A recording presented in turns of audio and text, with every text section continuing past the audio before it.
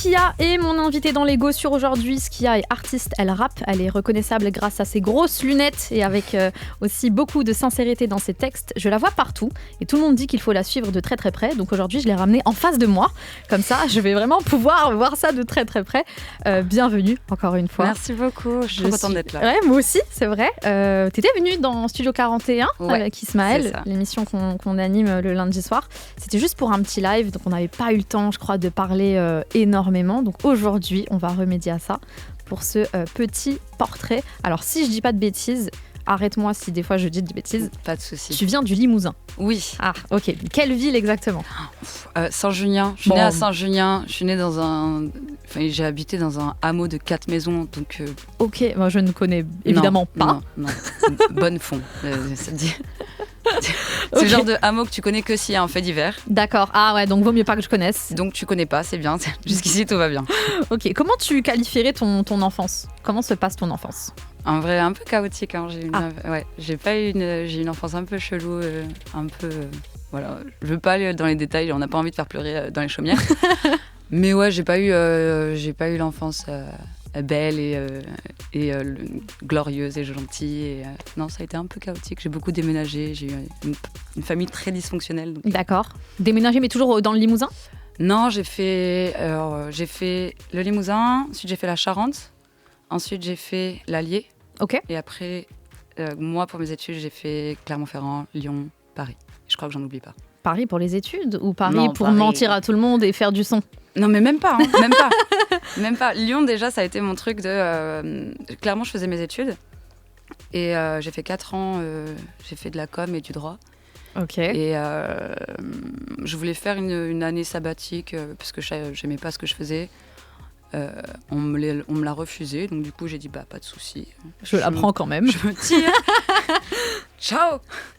Donc, je suis partie à Lyon. J'ai commencé à faire du son à Lyon.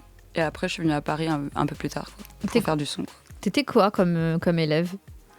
Alors en fait, tu sais que j'ai découvert un truc.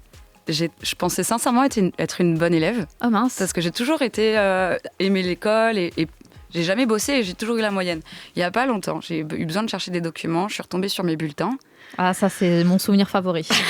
J'adore. Ah mais l'horreur. J'avais à peu près la moyenne à peu près partout, sauf dans certaines matières, mais j'avais pas, enfin tu vois, j'étais vraiment moyenne quoi, vraiment moyenne. Après je me la branlais vraiment, mais j'étais moyenne du coup. Moyenne genre en mode 10, peut-être 12. Ouais, peut-être je peux redoubler mais j'arrive pas. C'est ça, avec tu sais le commentaire à côté, c'était soit bavarde, soit, et c'était horrible, c'était a du potentiel mais tu vois, ne fous rien quoi. Ouais, n'exploite pas. Et c'est horrible parce que quand t'as 10 et que t'as le truc c'est bien, ça va mieux et tout machin. Moi mes parents ils me défonçaient parce qu'ils étaient là en mode tu travailles pas, même ton prof ta prof elle dit que t'es pas régulière. Ça se voit que tu bosses pas.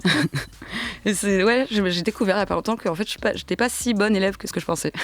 Bon, en tout cas la musique ça fonctionne. Comment arrive la musique en tant qu'auditrice déjà? En fait ça je peux même pas te dire. J'ai toujours écouté de la musique, j'ai toujours été fan. Je sais pas, j'ai toujours voulu être chanteuse. Je me souviens que j'avais honte. Ouais. Je me souviens, c'était en 4e ou en 5e. Genre, tu sais, il y a eu un cours où on devait dire ce qu'on voulait faire et tout. Et j'avais. Parce que dans les métiers un peu classiques que je voulais faire, je voulais être médecin, neurologue. C'est quand même assez précis. Oui, mais Dr House vibe, tu vois. Ok, d'accord, je comprends. Mais je voulais être dans la médecine, je voulais aider les gens et tout machin. Et je me souviendrai toute ma vie à la récré, donc tout le monde en repart et tout machin. Et je me souviens avoir pris une copine à part en disant « En fait, la vérité, c'est que je voudrais être chanteuse. » C'est trop mignon. Ouais, et depuis toujours, en fait, j'ai toujours voulu faire ça. C'est juste... tu sais, quand tu habites à la campagne, déjà neurologue, c'est... Oui, je sais, mais quand tu viens pas de Paname, je parle en connaissance de cause, en fait, c'est des métiers qui paraissent tellement loin et inaccessibles pour toi. T'as pas de contact, t'as rien pour toi, tu vois. T'es mort dans l'œuf. C'est ça. Donc, du coup, t'y penses même pas vraiment, tu vois. Donc, chanteuse, mais au final, tu rappes. Ouais, moi je chante aussi, tu vois, mais je préfère largement... Enfin, en fait, c'est le rap, par contre, qui m'a donné envie d'y aller. De faire du son, vraiment, ton métier. Ouais, vraiment, c'est là où je me suis dit, ok, je vais essayer, j'ai envie d'essayer. Est-ce que tu te souviens si c'est quelqu'un qui te fait écouter du rap ou tu te découvres toute seule? Alors, en fait, j'écoutais du rap, mais j'en avais pas conscience, déjà. Et parce que c'est pas du tout la culture qu'on m'a donnée, tu vois. Au contraire, quand je me suis mise au rap, tout le monde dans mon petit village était en mode, mais comment ça, tu fais du rap, mais c'est n'importe quoi. La voix est très bien imitée. Ouais, vraiment très bien, sache-le. Et non, en fait, la vérité, c'est que je rentre d'une soirée de merde chez des bourgeois de merde. J'avais passé une soirée de merde. J'avais la tête contre ma vitre comme ça et tout machin. Et il y a Nekfeu qui passe à la radio. Okay. Et je pète mon crâne sur Nekfeu. Et je me souviens que le jour même, je ponce mais plein d'artistes parce que je me rends compte qu'en fait, ouais, je kiffe le rap et ouais, c'est ce jour-là que j'ai découvert le rap. Merci la radio. Merci la radio. Et du coup, est-ce que directement, quand tu veux enclencher une carrière, tu sais quel genre musical tu veux faire ? Tu veux dire dans le truc du rap ou genre, est-ce que c'est rap ou chanson ? Non, plutôt dans ce sens-là. Genre, est-ce que quand toi, tu te dis, moi, maintenant, je vais faire du son, bah, je sais ce que je veux faire. Je veux rapper ou... Ouais, ah ouais. Non, mais vraiment, je pense pas que je chante mal, mais je suis pas une super chanteuse, tu vois. D'accord. Je suis pas Maria Carey, il y a des meufs et des mecs qui chantent large mieux que moi, tu vois.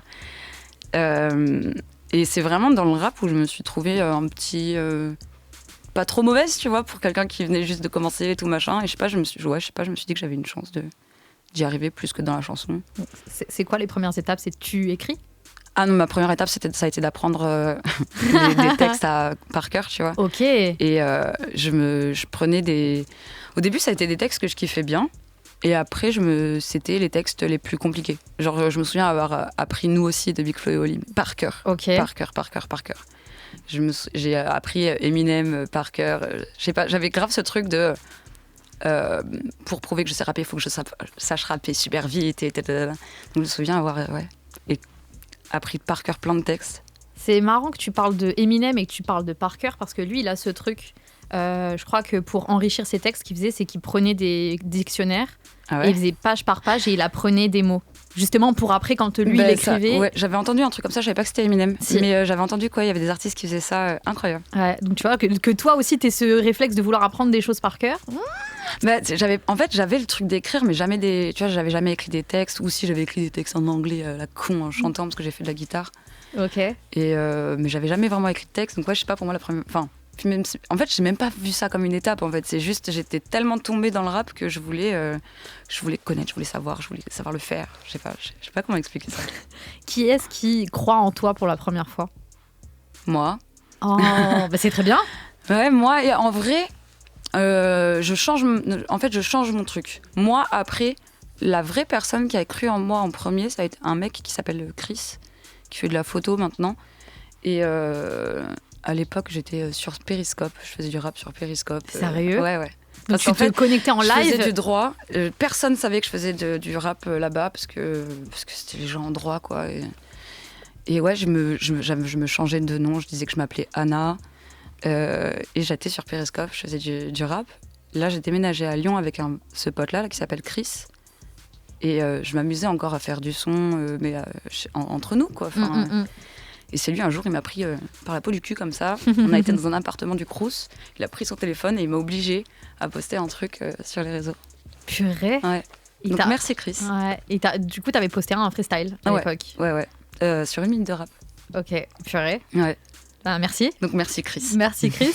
Est-ce que c'est lui aussi qui te pousse peut-être à aller la première fois en studio ou pas du tout ? Pas du tout. Le studio, ça s'est fait mes premières fois à Lyon. Où merci Tinder, je rencontre un gars sur Tinder. Je sais pas, dans notre description tous les deux, il devait sûrement avoir un truc de musique ou un truc comme ça. Et genre on match et on n'a pas flirté une seule seconde. Genre on a parlé son, il a tout de suite dit ouais, moi j'ai un endroit pour enregistrer et tout machin. On a tout de suite fait du son ensemble. Mais c'est génial comme histoire. Ouais, vraiment. En fait, vraiment, merci la vie d'avoir fait ça parce que je crois que j'aurais jamais eu les couilles et ni l'argent ni les couilles en fait d'aller au studio. C'est vraiment, j'ai eu des gens qui m'ont grave poussé à faire ce que je kiffe. Ah, ni l'argent, ça veut dire que lui te dit vas-y viens on va. Ah ouais, je lui ai jamais donné une thune à ce mec-là. Mais adorable. Ouais, vraiment. Tu vois, des rencontres qui ont servi vraiment à te construire. De ouf. Et il a fallu que tu construises aussi ton personnage. Est-ce qu'on peut dire ton vrai prénom ou pas ? Oui, je l'aime pas spécialement, on peut le dire, il y a aucun problème. Donc c'est Manon. Et pourquoi Skia ? Parce que ça veut dire ombre en grec. Ok. Voilà, que je suis très fan de la mythologie grecque. Et que, surtout à cette époque-là, je n'étais pas dans des moments les plus joyeux de ma vie. Que j'étais très en dépression. Et que je trouvais que il y avait ce truc dans l'ombre, quoi. Je me trouvais tout le temps dans l'ombre et ouais, voilà, je sais pas. Et puis quand j'ai découvert que ombre en grec, ça s'appelait Skia, je sais pas, j'ai kiffé. Et voilà. Il y a aussi tes cheveux à un moment. Bon, là maintenant, t'as une couleur. J'ai un peu de rouge. Il reste du rouge. Il y avait du rose à un moment. Ouais. Et il y a surtout tes lunettes. Ouais. T'as vu, je les ai. T'as changé elles sont aussi. Plus petites. Ouais, avant, elles étaient vachement plus carrées, toujours dans la transparence, quand même, un petit peu. Ah, j'aime bien. Et je crois, il y a pas très longtemps, t'avais posté même une photo de toi, mais sans lunettes sur Insta. Mais j'aime bien. En fait, je m'adore sans lunettes. Je me préfère sans lunettes. Ok. Mais j'aime bien mes lunettes aussi, tu vois. Je sais pas. Est-ce que maintenant, peut-être, ça t'empêche de les enlever parce que t'as construit ce perso ? Il y a de ça, hein. Il y a complètement de ça. Mais chaque chose en son temps. Un jour, vous me verrez sans lunettes. T'en as vraiment besoin ou c'est esthétique ? Ah, j'en ai vraiment besoin. Ah, ok. Ouais, c'est pour ça. Tu me vois pas si t'enlèves là. Je te vois, flou. Tu peux me mettre n'importe qui devant moi, il est beau, tu vois. Yes. Donc, quand j'en ai marre des gens, j'enlève mes lunettes, tu vois. Je vous vois plus, hop, je vois plus vos expressions de Parisiens là. Bon, il s'est passé quand même des choses. Tout à l'heure, je disais que t'es quelqu'un à suivre. Enfin, en tout cas, dès qu'on cherche ton blaze, enfin même moi, toutes les fois où j'ai entendu parler de toi, c'était toujours dans des genres de tremplins ou de listes de personnes qu'il faut absolument écouter, qu'il faut absolument suivre. C'est grave plaisir. Mais c'est vrai. Et je crois que c'est Amazon Music 2022. Tu fais déjà un petit truc. Et là, cette année, il y a quelques mois, Deezer avec La Relève. C'est ça. Est-ce que quand tu fais partie de ce genre de liste, on te met au courant ou c'est souvent la big surprise, genre juste au moment où t'es choisi ? Ouais, non, oui, on me dit quand je suis choisie. Ok. Ouais. Non, je suis pas au courant avant. Ok. Comment tu l'as vécu pour Deezer ?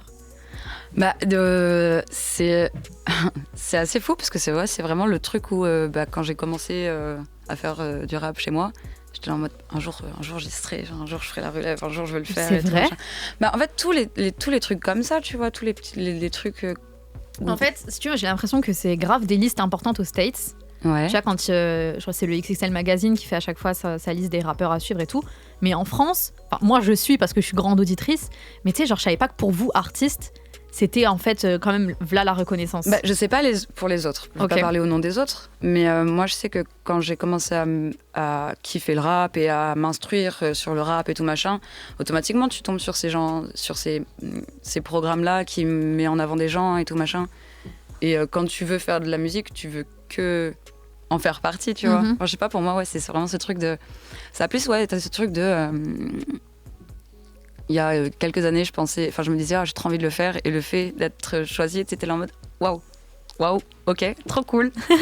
Ok, je pensais pas, c'est trop cool. Vous écoutez toujours Move, l'émission Les Gossures avec Skia en invité. Aujourd'hui, on a parlé de son début dans la musique, comment elle arrive dans le rap. On a déjà aussi écouté 4 morceaux à toi. Et j'aimerais bien parler de tes inspi. Let's go. Donc, qu'est-ce que tu écoutais enfant ? C'est qui les artistes vraiment, tu penses, qui ont peut-être marqué ton enfance ? Avril Lavigne. Oh. Avril Lavigne à Bâle. J'étais trop fan. Toute petite, c'était Priscilla, parce que j'étais team Priscilla. Voilà. En plus, après, ça a été Avril Lavigne. Et en fait, pareil, j'ai beaucoup écouté des albums quand j'ai découvert le rap. Mais avant, j'équtais des titres. C'est tu vois, ce truc de la génération la radio. MP3 de toute façon en plus. Oui, bien sûr. Mais même la génération MP3 où tous tes sons c'est une suite de chiffres et de lettres. Tu sais même pas qui c'est, c'est vraiment plus tard où je me suis rappelé que putain, je connais ce son mais je sais pas c'est qui, donc t'es obligé de faire des recherches et tout. Et non, ça a été Avril Lavigne, après j'étais dans des Fall Out Boys. OK. Sum 41, Good Charlotte. OK. Placebo, j'étais très dans le rock pop rock, Linkin Park à Bâle. Et un peu plus tard, du coup, il y a eu le rap qui est venu. J'ai kiffé Orelsan, j'ai kiffé Diams. Qu'est-ce que j'ai pu écouter d'autre ? J'ai toujours été très éclectique dans ce que j'écoute, en fait. Et actuellement, qui est-ce que tu écoutes ? Est-ce que tu prends encore même le temps d'écouter de la musique régulièrement ? Ça va dépendre, c'est des moments, en fait. Genre des moments où je vais grave écouter du son et des moments où pas du tout. Par exemple, en ce moment, je suis dans ma période où pas du tout. Après, je suis grave en période de créa, donc j'avoue que je suis très focus sur ma musique. Mais si, j'en écoute. Je vais kiffer Laylo. Qui c'est que je vais écouter en ce moment ? Putain, avec ma mémoire de crotte. Laylo. Il y a une meuf qui s'appelle Epal, que j'écoute en ce moment. Ok, cool. J'ai un gros trou. Tiff, Tiff, incroyable. Bien sûr. J'écoute un peu de tout, encore une fois. J'ai checké, bien sûr, ton Spotify, où tu rends public, enfin, tu fais toi-même des playlists. Ouais, après, elles datent de ouf, mes playlists. Ok, alors, je suis super contente, parce qu'il y en a une qui s'appelle Retour en arrière. Oui. Et dedans, il y a mon péché mignon, mais genre, je pense que personne ne se doute. C'est lequel? C'est le Michel Berger Paradis Blanc. Ah, ok, incroyable. Non, mais improbable. Quand j'ai vu ça, je me suis dit, oh purée, Margot, vraiment. Il est trop bien, ce son. Ouais. En fait, j'aime trop aussi les sons de variété française, je les trouve incroyables. Franchement, c'est... j'aime trop. Je sais pas comment expliquer, c'est trop beau. Tu vois. Alors, du coup, j'ai parcouru cette playlist et je me suis rendu compte, je pense, pas qu'on a eu pratiquement la même enfance, mais dans le sens où pour moi, c'est beaucoup de titres que je voyais sur MCM, tu vois. De ouf. Tu vois, genre, il y a le tatou All the Things You Said. Mais de ouf. Tu vois, genre, c'est que des sons. Moi, je me rappelle, en tant que les primaires ou début de collège, j'allume la télé, Tu te souviens des clips? Ouais, bien sûr. De All où elles the sont Things You derrière Said, les barrières et tout, en tenue d'écolière. De ouf. Bien sûr, je me souviens très bien. très bien. Donc, tu vois, genre, quand je voyais ça, je me disais, ouais, en fait, ok. Genre, je captais un peu ton univers. Et aussi le fait que tu dises, je sais pas trop quand le rap est rentré dans ma vie, parce qu'en fait, vu que c'était mainstream, tu sais, en fait, on en a quand même déjà toujours écouté. C'est ça, ouais. Et puis on m'a pas dit ça c'est du rap, ça c'est machin. Tu vois, ouais. J'ai pas du tout cette culture-là. Ouais, on se posait pas la question du genre musical. C'est ça, t'écoutes et puis c'est tout, tu vois. Tu as choisi 2 titres dans cette émission à nous faire passer en tant que son d'inspi. Il y en a un de Linkin Park, justement, dont tu as parlé. Est-ce que tu te rappelles duquel tu as choisi? Normalement, c'est What I've Done. Oui. Est-ce qu'il y a une raison particulière pour ce choix? Parce que je me souviens que ce clip, et je comprenais pas trop l'anglais à cette époque-là, mais le clip amenait tellement ce que ça... Enfin, tu vois, tu comprends le What I've Done, et le clip amène...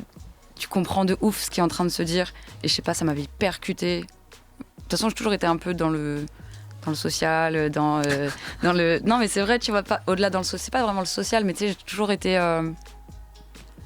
J'aime bien l'actu et j'aime bien savoir ce qui se passe dans le monde et je sais pas, ce clip, enfin ce son-là, je le trouve hyper percutant, hyper triste, hyper sans être triste vraiment, tu vois, je sais pas. Il y a un truc dans ce son que je trouve incroyable. Donc ça, c'est le premier titre que tu as choisi. Oui. Et le second, est-ce que tu t'en souviens? C'est Orelsan. Ouais. Elle viendra quand même. Oui, sur Le Chant des Sirènes. Ouais, exactement. Et parce que c'est mon son préféré d'Orelsan. Ok, de toute sa carrière? Je suis fan de ce son. Ok, je capte. Étonnant, hein, je sais. Est-ce que c'est une période où tu le suis beaucoup, Orelsan, genre à l'époque de Le Chant des Sirènes?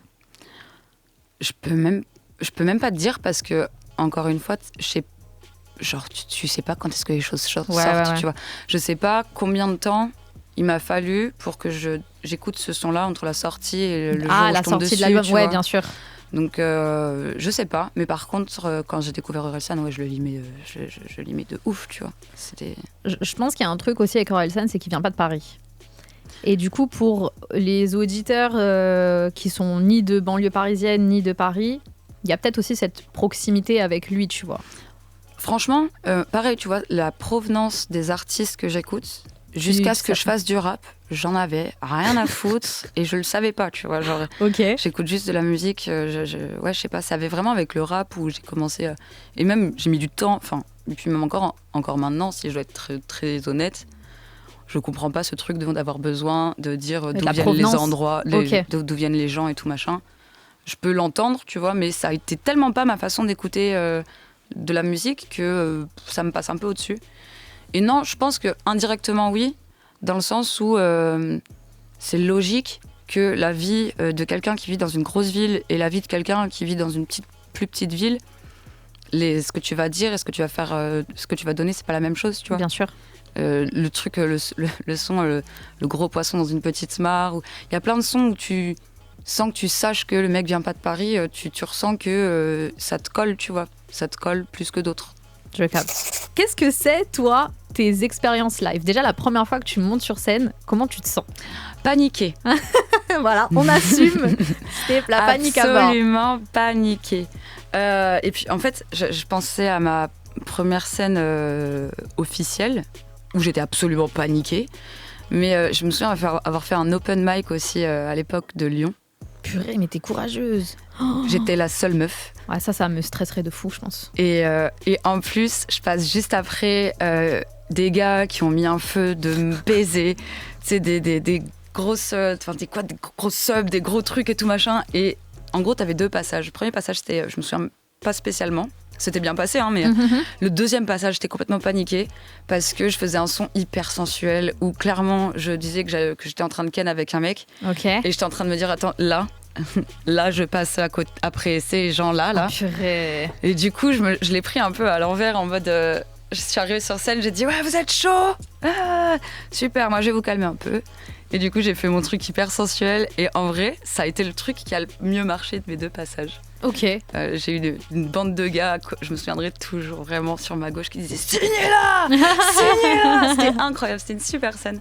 Mais ouais, de toute façon, paniquée. De toute façon, je suis toujours paniquée. Ah ouais, encore aujourd'hui ? Ouais. Mais de toute façon, le jour où je suis pas stressée de quelque chose, c'est que j'en ai rien à foutre. D'accord. Je suis une grosse anxieuse, je suis une grosse stressée en vrai. Je le gère plus ou moins bien selon les situations. Mais si je stresse pas, c'est que je m'en fous. Donc, tant que je stresse, c'est que ça me tient à cœur. Donc, tout va bien. Est-ce qu'il y a une scène jusqu'à aujourd'hui qui t'a vraiment impressionné ? Ou peut-être un concert qui t'a impressionné Ouais. De moi ou d'autres gens ? Alors, on peut faire les deux. De toi et peut-être d'une autre personne si t'es une amatrice de concerts. J'ai fait très peu de concerts, parce que les thunes, parce que la moula. Quelqu'un d'autre, je me souviendrai toujours des Foo Fighters, parce qu'en fait, j'ai pas aimé du tout leur scène. Ah ok, bon. Mais par contre, leurs premières parties ont été incroyables. C'était Everything Everything. J'ai découvert le groupe à ce moment-là. Et ils étaient tellement incroyables que, à mes yeux, ils ont rendu les Foo Fighters ridicules, limite. Tu vois, parce qu'ils avaient moins de lumière, ils avaient moins de plein de choses, mais ils amenaient tellement un truc que, tu sais, quand tu vois les Foo Fighters qui ont plein de trucs, et il n'y a pas ce... L'âme n'est pas là. Ouais. C'est un concert qui m'a particulièrement marqué. Et du mien... Le tien, maintenant ? Le 3e. Ok. À Saint-Lô. Ok. Parce que j'étais complètement paniquée, comme d'habitude. et avant que... 5-10 minutes avant que je rentre sur scène, t'avais déjà la foule qui gueulait, mais en mode... pour, je sais pas, te donner de la force ou un truc comme ça. C'était pas, ils étaient en train de huer parce que... Non. Ah, ok. Dès qu'il y avait un ingé son qui passait pour, tu sais, mettre quelque chose, tu vois, sur la scène et tout machin, ça gueulait tu sais, en mode... Ouais.